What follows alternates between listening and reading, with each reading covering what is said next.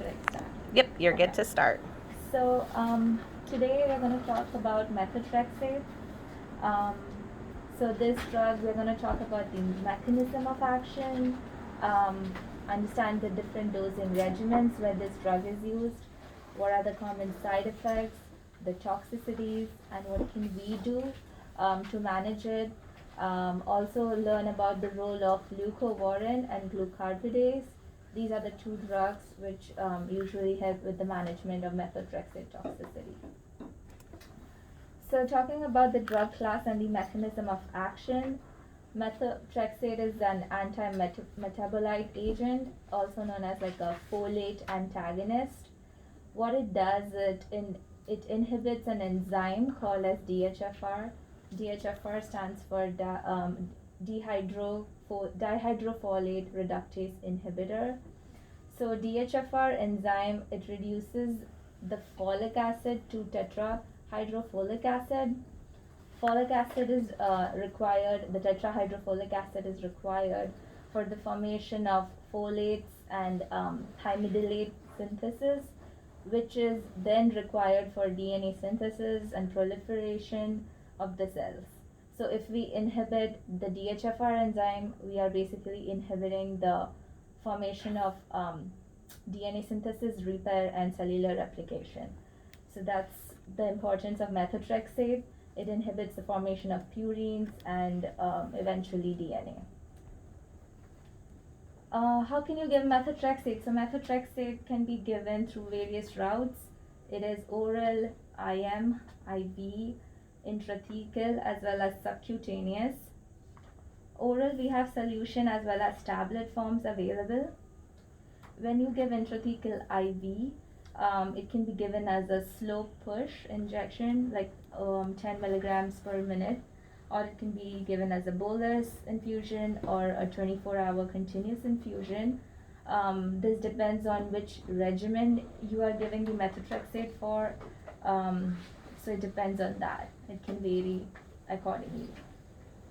Um, so when you give methotrexate orally in a solution form, just make sure you're giving it accurately, because the dose has to be accurate. Use some kind of a calibrated syringe, dosing cup. Um, Subcutaneous, while administering it subcutaneously, the doses are just once weekly, can be given in the abdomen or thigh. The patient can also self-administer if they are trained properly for it. They can also be given a test dose just to see how they react to any sort of adverse reactions. The important thing would be when you're giving it intrathecally. So when methotrexate is given intrathecally, we have to make sure that it does not have any preservative. The formulation has to be preservative free. Um, because preservatives can have benzyl alcohol and that can cause neurotoxicity. So with intrathecal administration or with high dose methotrexate, we cannot give anything which has preservatives in it. Methotrexate, if it's given with food, it can decrease the concentration. So it's just better if you give it without food. That's the thing to remember. Um, Moving on. So the common indications where methotrexate is used in cancer patients is acute lymphoblastic leukemia, bladder cancer, breast cancer, head and neck cancer, non-Hodgkin's lymphoma, as well as primary CNS lymphoma. This is usually where methotrexate can be, it has to cross the blood-brain barrier, so we use high-dose methotrexate usually. Then the other places it can be used is for gestational trophoblastic diseases as well. So methotrexate has a lot of uses in various cancer indications. Some common dosing regimens are the ones I have listed here. With acute lymphoblastic leukemia, the most common one where it's used is the hyper-CVAD regimen. It's used in the cycle B. Cycle B methotrexate is used along with leucovorin, cytarabine, and methylprednisolone. So the dose there is IV methotrexate. It's 1 gram per meter square. So that is alternated with the cycle A, as you all know. The next one where it's used is bladder cancer, and the regimen is called MVAC regimen. Methotrexate is used in combination with vinblastine, doxorubicin, and cisplatin. In breast cancer, we have the CMF regimen, and there also we use IV methotrexate in combination with cyclophosphamide and fluorouracil. In head and neck cancer, it's just once weekly administration of methotrexate IV. The other regimen is the Codox M IVAC regimen, which is used in non-Hodgkin's lymphoma. So over there, methotrexate is given intrathecally as a part of the IVAC. So Codox M alternates with IVAC. And in the IVAC part, methotrexate is given intrathecally in combination with other medications. In CNS lymphoma, it is a part of the RMPV regimen, and there methotrexate is given IV. And for gestational trophoblastic diseases, it is given intramuscularly, methotrexate, which is 15 to 30 milligrams IM. There are other off-label dosings where it's given for as a high-risk metastatic diseases as a part of the EMA-CORE regimen, where the methotrexate is IV. So these are the just to have a glance where methotrexate can be used, where you will see it commonly. That's why I listed it. Emetic potential for methotrexate. So if methotrexate, if it's given as a low dose, if it's given orally or the dose is less than 50 milligrams per meter square, the emetic potential is very less.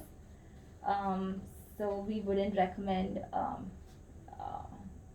medications, antiemetics for that. As you go higher, if it is more than 250 milligrams per meter square, the emetic potential becomes moderate, and then antiemetics are appropriate, and you can give them if the patient needs it. The appropriate antiemetics for moderate emetic potential would be the 5-HT3 antagonists, NK1, and some steroids. So with 5-HT3, anything like ondansetron, granisetron can be used. Steroids, dexamethasone, and NK1 aprepitant. Some adverse reactions. So methotrexate has a lot of adverse reactions. The most common ones are going to be bone marrow suppression, which is expected, but it can be severe with high dose methotrexate, and when you're giving it intrathecally as well, so that can lead to anemia. And if the patient also uses NSAIDs along with it, that can make it worse. So that is something we are going to talk about again. The use of NSAIDs with methotrexate is not recommended, but low dose NSAIDs would still be used sometimes. So we just have to keep an eye on it and make sure that the patient does not have severe leukopenia or neutropenia. There are some dermatologic toxicities as well.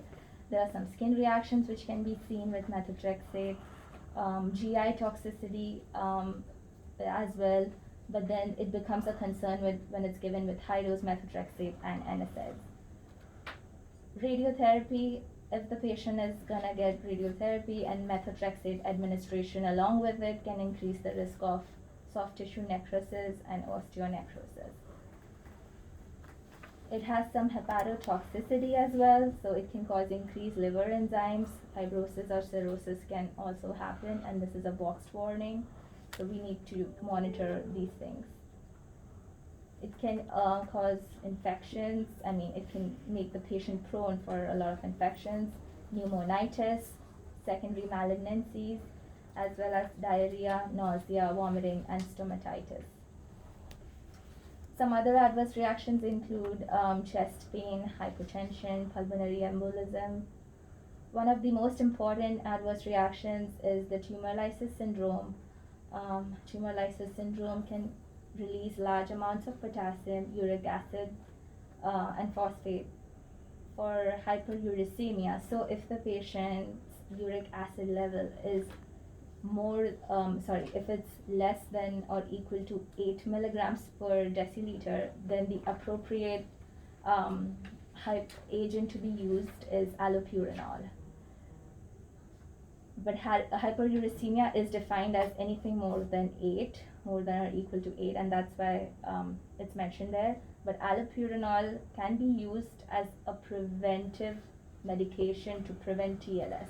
So if it's less than 8, it's good to give them allopurinol with methotrexate in certain cases, not all the time. So when you're using when the patient has high tumor burden, or in some cancers, there's a high risk of TLS and the doctor wants them to be started on some kind of prophylaxis for high uric acid level, then allopurinol is appropriate if their serum uric acid is less than 8. If they already have hyperuricemia, then the appropriate agent would be rasburicase. So these are the two drugs which is commonly seen. If they have hyperkalemia, K-oxalate can be used.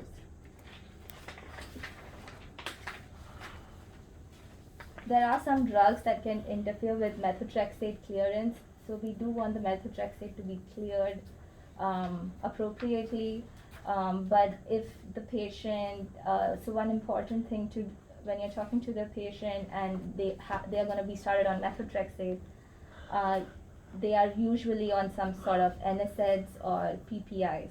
So it's a good thing to ask them, are you taking any over-the-counter medication like baby aspirin or any sort of PPI, because these drugs can interfere with the methotrexate clearance and can cause methotrexate toxicity. Methotrexate toxicity can be very bad since it can cause acute renal damage, and so we want to make sure the patient is not on any of these medications before starting it. So if you realize that the patient is on these medications, so just double checking with the doctor if you want to keep this medication or discontinue it is important. So this is a list of all the medications that interfere. So some of the common ones I said are NSAIDs, penicillin, there's probenecid is one important one, there's gemfibrozil, Bactrim also interferes, PPI is very important, as well as Keppra. So these are the common ones. Methotrexate, talking about methotrexate in special populations like pregnancy and breastfeeding. So methotrexate can cause embryo-fetal toxicity, can cause fetal death. So verifying the pregnancy status in case of female patients, if they fall between the age range of 8 to 55 years, making sure it's negative prior to initiating therapy is important.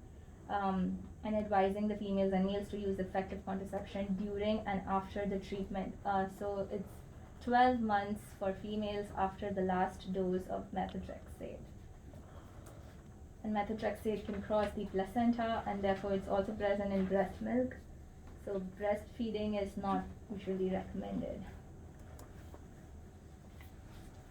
Storage and stability wise, so we will be administering methotrexate IV, so the vials and the auto injectors can be stored at 20 to 25 degrees Celsius or 68 Fahrenheit to 77 Fahrenheit.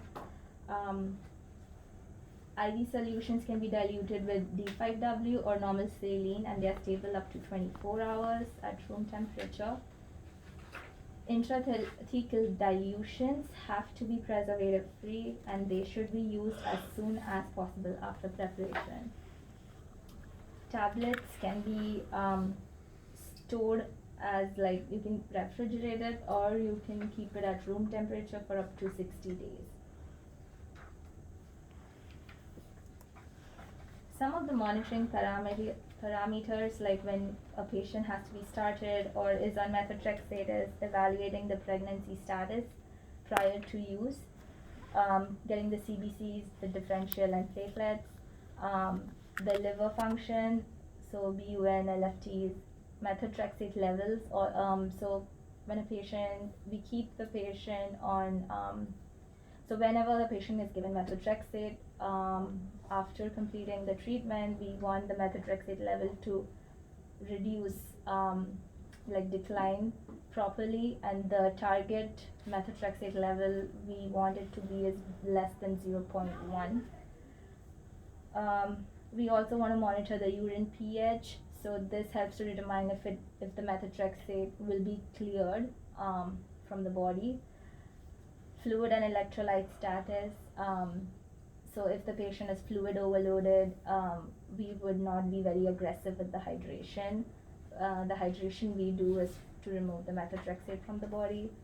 Renal and hepatic function, chest X-ray within 1 year and prior to should be within 1 year prior to the initiation. Getting the pulmonary function tests done, assessing any other over-the-counter medications the patient is taking, hepatitis B and serology results, because some studies have shown that hepatitis B can be reactivated when patients get their chemotherapy. So that's the reason. And then a TB test as well. Educating the patient about that there can be some side effects to the drug, like dry and non-productive cough. So monitoring for the signs and symptoms of pneumonitis is important. GI toxicities, monitoring the blood in the stool, vomit or black tarry stools, mucositis, mouth ulcers.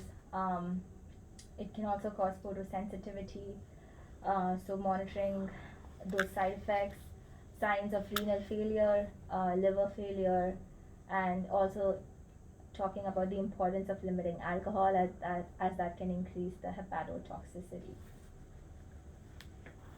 When a patient is on methotrexate, we start other supportive care measures as well, which include vigorous hydration.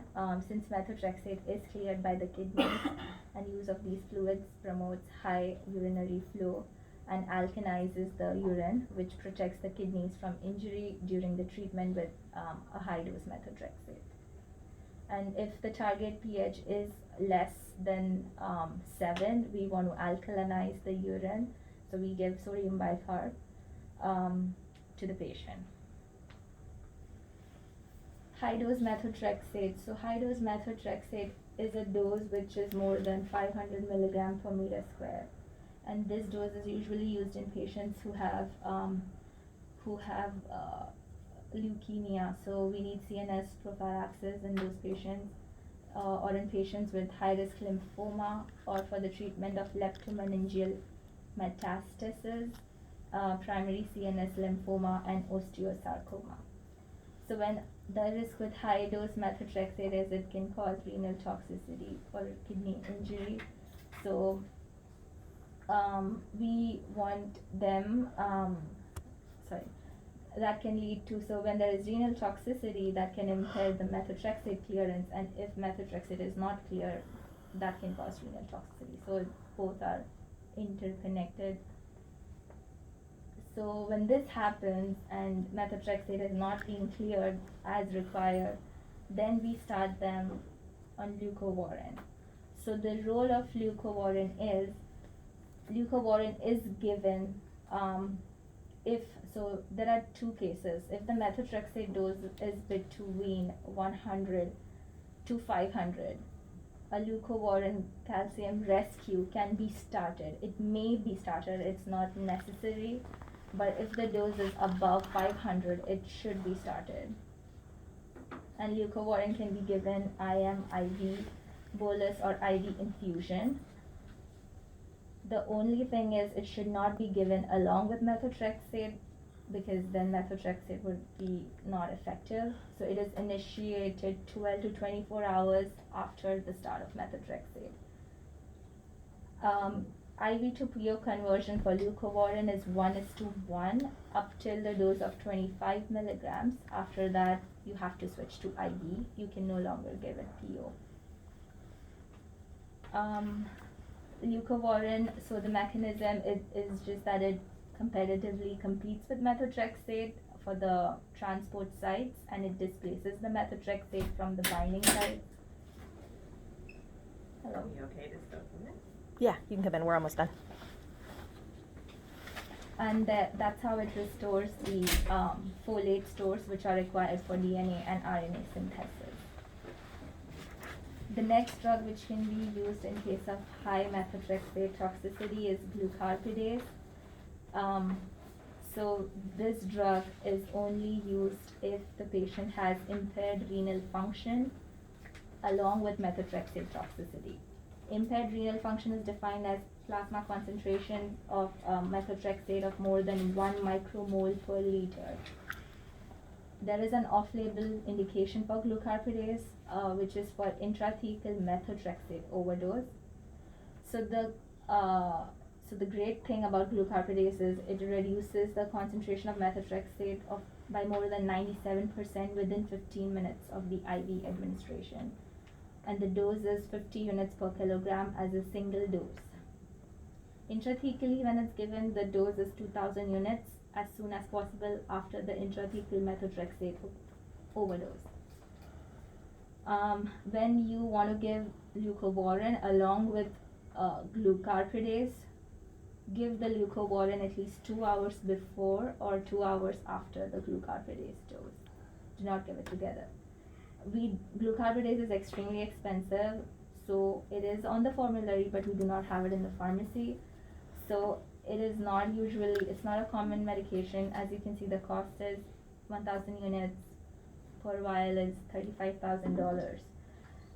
So leucovorin is commonly used as a prophylactic agent for preventing this methotrexate toxicity, but glucarpidase is not doing that. That is only done if the methotrexate levels don't come down even after using leucovorin and it is an emergency, and that's if the plasma concentration goes more than 1 micromole per liter. That is when we use glucarpidase. So we can order that, and I think Carol told me they did do it for 1 or 2 patients, but not commonly used, but just something to know.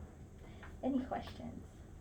So I do have a question. When you say that, I'm just curious, it's on formulary but not the pharmacy, so like if somebody needs it, like they can order it they and just okay. I'm just so expensive. I have one question. Yeah. A lot of our CNS lymphoma patients are on Keppra for seizure prophylaxis. So, if Keppra is one of the drugs that like inhibits clearance, is it kind of just the benefit outweighs the risk sort of thing? And so just talking to the physician and seeing if it's okay to hold the medication, Keppra, for some time, or maybe switching it to some other anti-seizure medication. It took a really long time for him to clear his methotrexate, and he's on Keppra. So I was thinking same way. Yeah, he's on Keppra, so I wonder maybe this last time he got it, he cleared it pretty quickly. So maybe I don't know, but I didn't realize that Keppra was one of the ones that. Yes.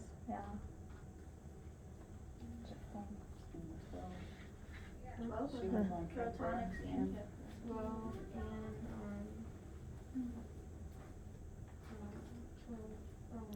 Is that something that the pharmacy looks at when they do the dosing of the methotrexate? Yes, we try to look at that, but sometimes the patient fails to mention that they take this, they just take it every day, or aspirin, their doctor told them to take it every day. They don't have an indication, so if they forget to mention, and so just talking to the patient, bringing it up, just in case it's a good idea. Okay. Well, thank you very much.